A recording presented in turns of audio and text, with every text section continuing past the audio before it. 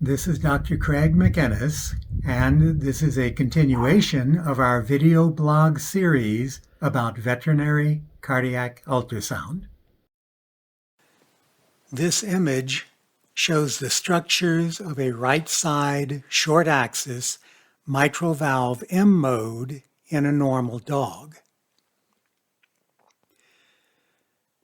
During and at the end of left ventricular systole, elevated pressure due to active left ventricular contraction is holding both mitral valve leaflets closed.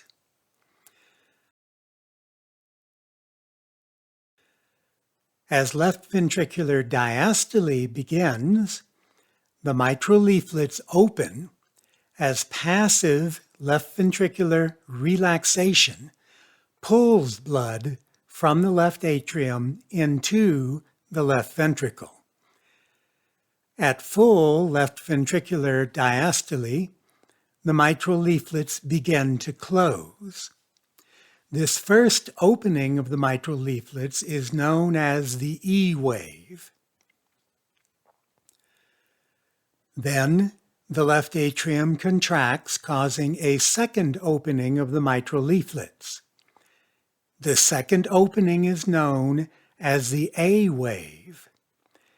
Left atrial contraction results in active filling as the left atrium pushes blood into the left ventricle.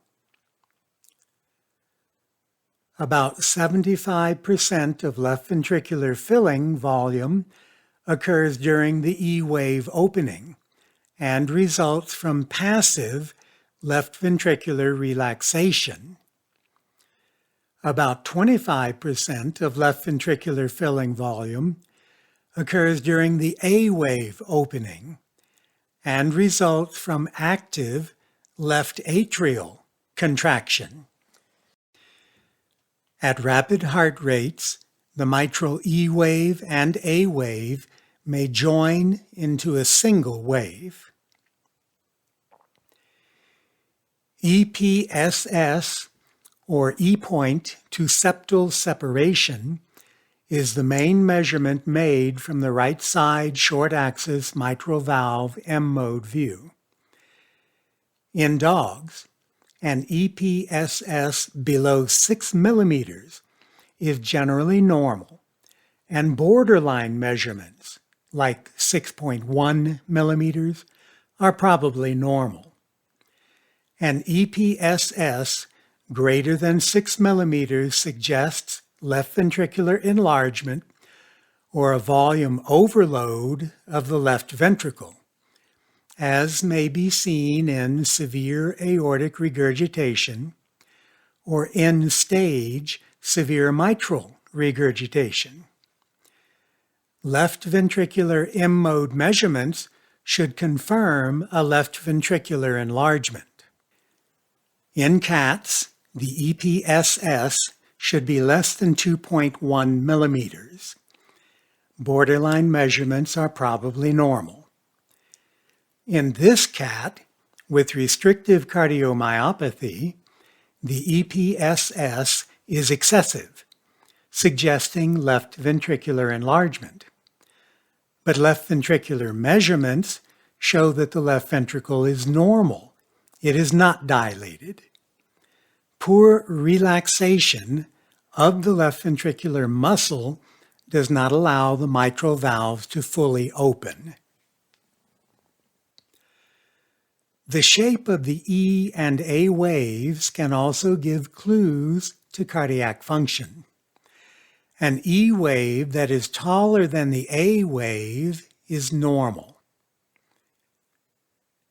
An E wave that is smaller than the A wave could indicate impaired relaxation of the left ventricle, as seen in severe hypertrophic cardiomyopathy or restrictive cardiomyopathy. An increased atrial contribution to the left ventricular filling, as seen in severe mitral regurgitation with an increased preload, or it could be normal in older cats.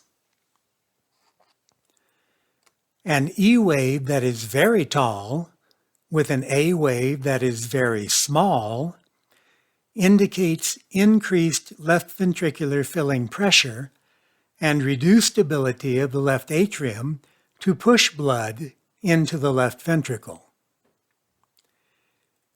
Cardiac arrhythmias, such as atrial premature contractions, APCs, atrial tachycardia, atrial fibrillation, and atrial asystole or atrial standstill may result in a 25% decrease in left ventricular filling and circulation to the body due to uncoordinated atrial contractions.